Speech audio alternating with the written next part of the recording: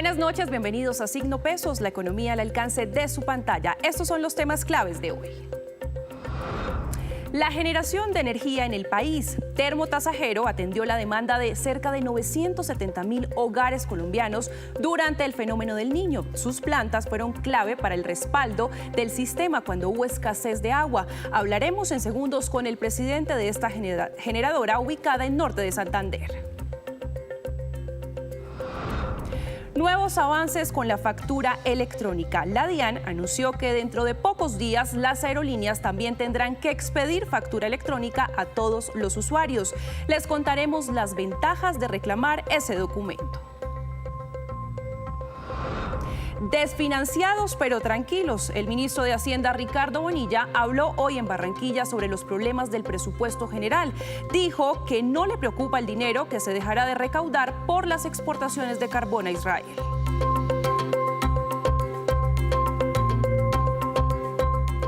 Comenzamos esta emisión de Signo Pesos hablando sobre un sector que cada día es protagonista silencioso del país. Me refiero a las plantas generadoras de energía. Muchas han sido claves en momentos de dificultades, como el reciente fenómeno del Niño, que generó un alarmante déficit en agua de los embalses. Para conversar sobre este tema, saludo al doctor José David Montoya, presidente de Termotasajero, una planta generadora ubicada en el departamento de Norte de Santander. Doctor Montoya, buenas noches y bienvenido a Signo Pesos. Buenas noches, Luisa. Muchísimas gracias por la invitación. Primero quiero preguntarle cómo funciona una termogeneradora. En el caso de ustedes, ¿usan carbón? Bueno, a ver, nosotros efectivamente usamos carbón. En esencia, lo que hacemos con el carbón es usarlo como combustible para producir vapor a alta presión y temperatura, y ese vapor pasa por una turbina que a su vez está acoplada a un generador con un rotor. Es similar, o sea, el proceso es muy distinto, pero en últimas es más o menos lo que hace una hidroeléctrica cuando utiliza el agua para mover una turbina. Nosotros usamos el carbón para producir ese vapor a alta presión y temperatura, mover una turbina que está conectada a un generador, y a través de eso ya producimos la energía eléctrica que entregamos al sistema interconectado nacional. En otros casos usan gas. En otros casos usan gas, y los combustibles principales que tiene el país son el carbón y el gas y el agua. En otros casos, efectivamente, algunas centrales de generación utilizan gas natural, que en esencia hacen lo mismo, usar los gases de combustión para mover una turbina que a su vez está conectada con un rotor a un generador y producir la energía eléctrica. Pero son los tres combustibles fundamentales que tenemos hoy: el agua para las centrales hidroeléctricas, el gas para las centrales térmicas a gas y el carbón para las centrales térmicas a carbón. Doctor Montoya, y aprovecho para preguntarle qué piensan de esas políticas de este gobierno que apuntan a desestimular la extracción de minerales como el carbón.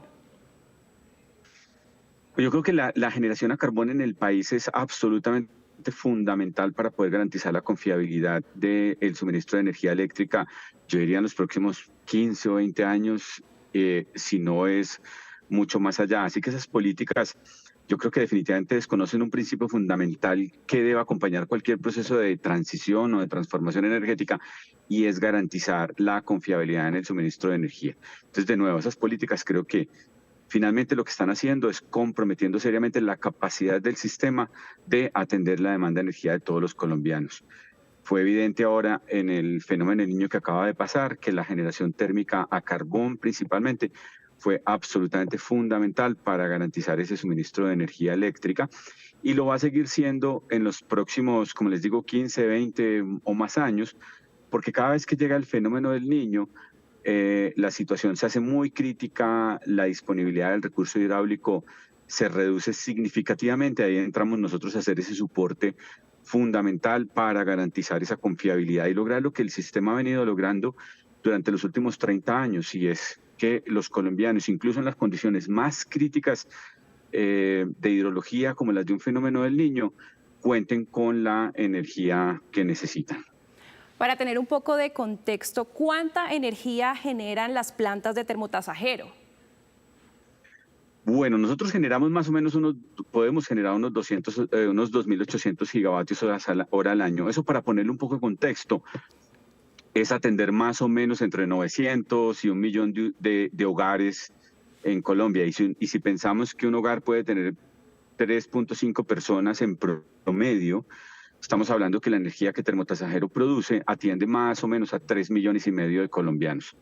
Esa es la capacidad de energía que nosotros tenemos hoy, o la capacidad de producir energía que tenemos hoy, y que lo hicimos a lo largo de todo el fenómeno del Niño. Estuvimos durante cerca de 12 meses generando continuamente, y ahora en este momento lo seguimos haciendo porque, contrario a lo que se esperaba, que era la llegada de un fenómeno de la Niña, pues se está retrasando y la hidrología está siendo relativamente baja, y eso ha hecho que las generadoras térmicas, especialmente las generadoras a carbón, estemos nuevamente generando a máxima capacidad. Así lo estamos haciendo hoy, cumpliendo con ese compromiso que tenemos con todos los colombianos. Justamente eso, doctor Montoya, para entender un poquito cómo funciona esa generación de energía en el país. En el fenómeno del Niño, los embalses disminuyeron a niveles históricos y las termogeneradoras fueron ese respaldo para la generación de energía del país para atender esa demanda. En este momento, ¿están funcionando también al 100%? ¿Cuál es el papel de las termogeneradoras en estos momentos claves del país? Efectivamente, como lo dice, cuando llega ese fenómeno del Niño, la generación hidroeléctrica, que normalmente puede cubrir el 80 o incluso hasta el 85% de toda la energía que consumen los colombianos, se reduce más o menos al 50%. Es decir, las generadoras hidroeléctricas, de nuevo, que normalmente entregan el 85 o producen el 85% de la demanda de la energía que se consume, pasan a producir más o menos el 50%. Y en ese momento somos fundamentales en la generación térmica, porque entramos a suplir esa energía que ellos están dejando de producir, en esencia porque no tienen agua en los embalses, o porque, si bien tienen algo de agua en los embalses, lo que está llegando es muy poco. Así que toca planear muy bien cómo se va a consumir esa agua para garantizar que durante toda la duración del fenómeno del Niño o de esa condición de hidrología crítica se pueda atender la demanda. Eso hace que nosotros, de nuevo, seamos fundamentales para garantizar eso, porque entramos a suplir toda esa energía que las centrales hidroeléctricas normalmente no están en capacidad de producir en esos momentos críticos, que, de nuevo, lo que acaba de suceder en el Niño pasado, en el Niño que acaba de terminar, fue exactamente eso. Llegamos a producir incluso más del 50% de la demanda que el país estaba consumiendo entre la generación térmica y la generación térmica entre carbón y gas natural. Y hoy estamos de nuevo entrando a producir a máxima capacidad, por lo menos gran parte de la generación a carbón, porque como le decía, esperábamos la llegada de un fenómeno de la Niña y era lo que se había anunciado, era el evento más probable, pero por alguna razón los aportes de las lluvias durante el mes de julio y el mes de agosto han sido realmente bajos. Eso ha hecho nuevamente que los embalses pierdan parte de esa capacidad, y estamos entrando nosotros nuevamente a suplir esas necesidades. Con toda esa capacidad instalada al máximo, ¿cuántos empleos se generan? Nosotros generamos más o menos unos 400 empleos entre directos e indirectos en planta, unos 220 empleos directos, 180 empleos indirectos, pero no solamente es eso, sino que dinamizamos la región de una manera muy importante. Podemos estar generando cerca de unos 6,000 empleos indirectos en la industria del carbón, tanto de la extracción, en la minería, como del el transporte.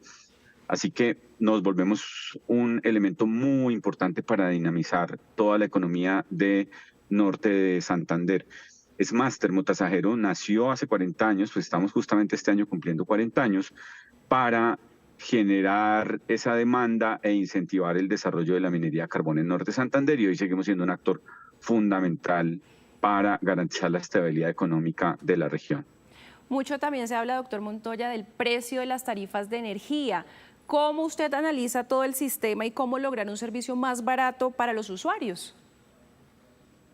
Bueno, yo creo que pasa algo que el mercado tiene que entrar a resolver muy rápido, y es que la gran mayoría de los proyectos que se han comprometido para ser construidos en los últimos años están retrasados. Si vemos toda la generación eólica que se estaba desarrollando, que se está desarrollando en La Guajira, que debió haber entrado desde el año 2022, diciembre del año 2021, enero del año 2022, con la entrada de la línea colectora, que es la que está construyendo el Grupo de Energía Bogotá, que va a permitir sacar toda esa energía o evacuar, traer toda esa energía de La Guajira hacia el interior del país. No se ha logrado hacer por diferentes razones, fundamentalmente temas sociales. Así que yo creo que es muy importante que desde el sector y el gobierno se trabaje muy fuerte para poder sacar adelante estos proyectos. Primero, porque van a entrar a suplir las necesidades que tiene el país en los próximos años. La demanda viene creciendo a tasas relativamente altas y la oferta, la capacidad de nueva generación no está acompañando eso. Y eso definitivamente tiene impacto en las tarifas. Yo creo que hay un factor, un elemento clave y es garantizar que todos esos proyectos entren. Lo segundo es la opción tarifaria, que no fue otra cosa distinta a lograr que los usuarios durante la pandemia y pospandemia pudieran tener acceso a pagar una fracción de su factura de energía, pero que finalmente debía pagarse en otro momento. El gobierno nacional pues se ha comprometido a destinar unos recursos, que es muy importante que efectivamente esto se haga. Hasta el momento se han desembolsado, si mal no estoy, cerca de 1 billón, pero aún faltarían por lo menos 4 o 5 billones para aliviar la opción tarifaria, fundamentalmente en la costa. Y lo otro es trabajar muy duro en las pérdidas técnicas y las pérdidas no técnicas, que en esencia es energía que se pierde por hurto. Pues hay que trabajar en disminuir esto y finalmente eso se va a traducir sin ninguna duda en una menor tarifa de energía, es decir, que se desarrollen los nuevos proyectos, que entre la nueva capacidad de generación, que se resuelva el tema de la opción tarifaria y que se tenga un programa fuerte en disminución de pérdidas de energía. Bueno, doctor Montoya, y ya para cerrar esta conversación tan interesante, ¿cómo va la transición energética en el caso de ustedes? Ya tienen un campo de paneles solares, ¿y cómo ve también esa transición en el país? Bueno, nosotros somos absolutamente conscientes de que la nueva capacidad debe ser energía renovable, en eso estamos de acuerdo. Así como también hemos sido muy insistentes en que la capacidad térmica que tenemos hoy, en especial la generación térmica de carbón, es absolutamente fundamental y se debe cuidar durante los próximos 20, 30 años para garantizar esa confiabilidad. Pues también estamos comprometidos con esa transformación y en ese orden de ideas Termotasajero, efectivamente, como lo menciona, ya tiene una primera central solar y estamos trabajando en un conjunto de proyectos que suman más o menos unos 200 megavatios que esperamos incorporar al sistema sobre el año 2028, con una inversión que está superando los $200 millones, que no es otra cosa que el reflejo del compromiso de la compañía con el país y con todos los colombianos y con ese proceso de transición o transformación energética, pero de nuevo, con un elemento muy importante, y es que para poder garantizar eso tenemos que cuidar los recursos térmicos que tenemos hoy, en especial nuestras centrales a carbón, que tengan un ambiente favorable desde el punto de vista político, desde el punto de vista financiero, que permita dar esa confiabilidad y que nos permita a nosotros igual crecer en estas nuevas fuentes de generación de energía eléctrica. Bueno, doctor José David Montoya, presidente de Termotasajero, muchas gracias por su tiempo en Signo Pesos. Muchísimas gracias por la invitación. Y así hacemos una breve pausa, pero cuando regresemos, espere, hay datos sorprendentes sobre la evasión tributaria en nuestro país. Ya nos vemos.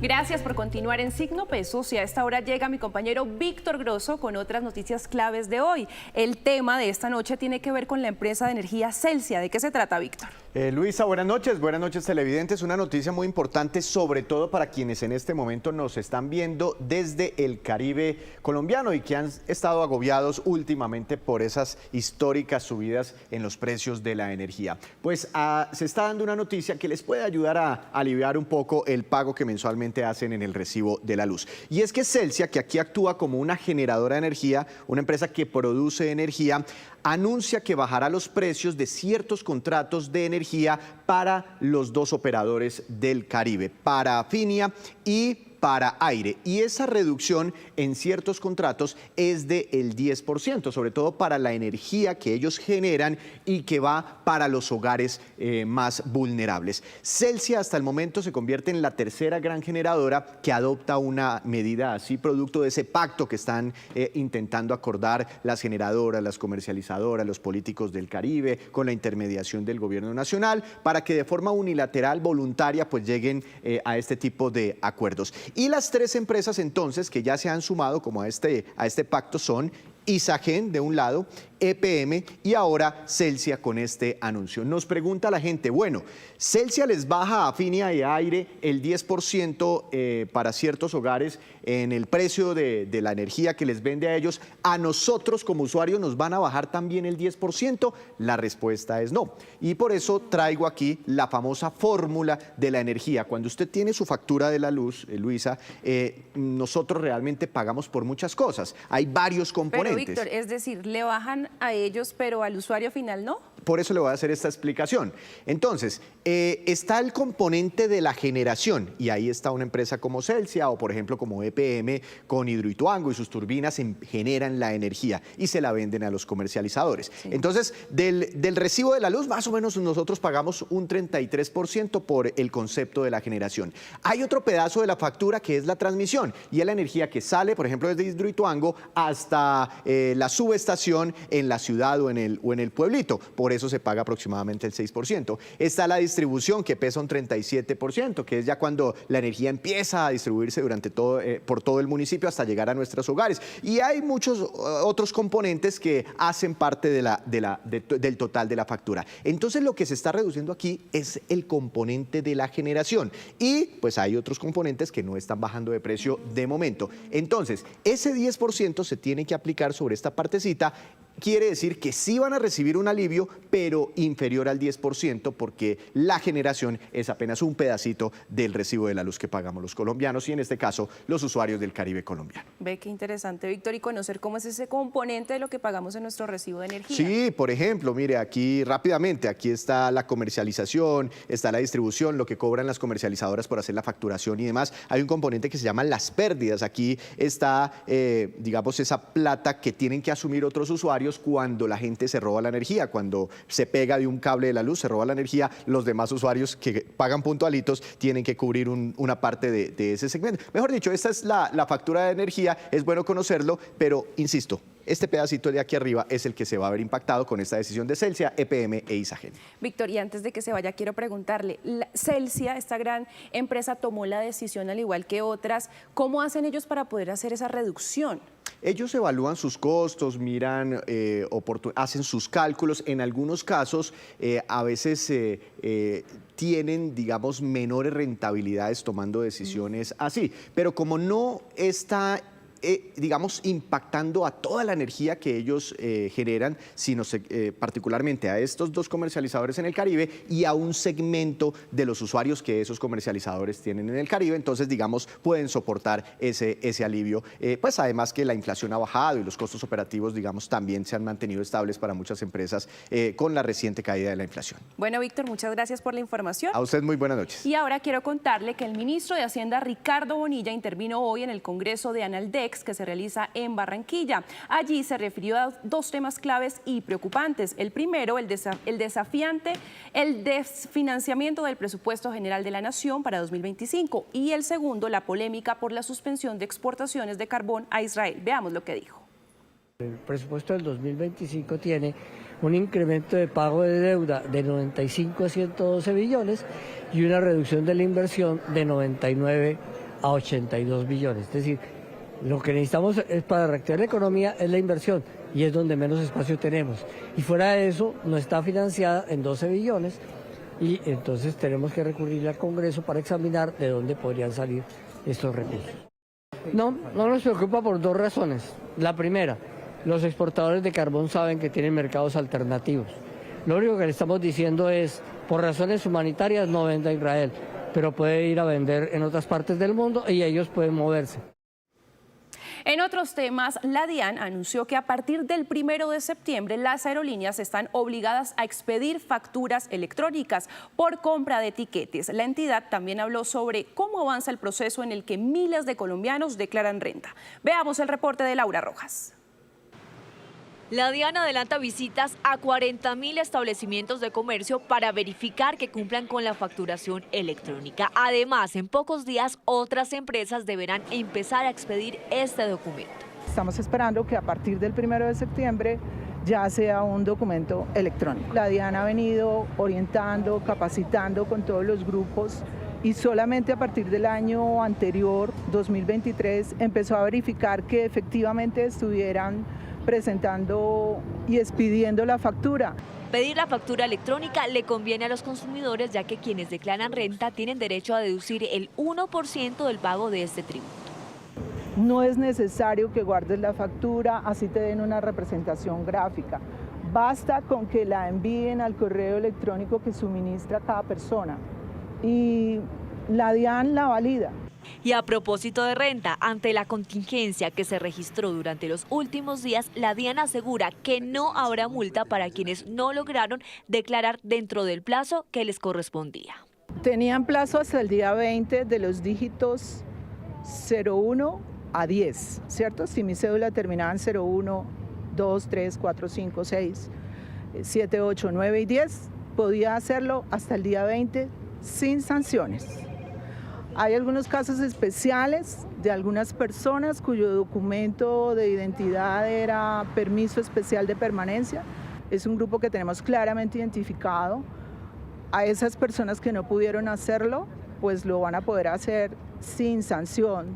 Hasta la fecha, 1.630.000 contribuyentes han presentado su declaración de renta de 6 millones de colombianos que tienen esta obligación para este año. Y antes de despedirnos, los dejo con este dato. El Ministerio de Hacienda dio hoy a conocer dos problemas preocupantes que existen en materia tributaria en nuestro país. El primero, la evasión en el pago de impuestos, cuesta anualmente 100 billones de pesos. Y segundo, el estatuto tributario contiene 294 beneficios para diferentes sectores. Eso significa demasiadas gabelas, especialmente en materia de IVA y renta.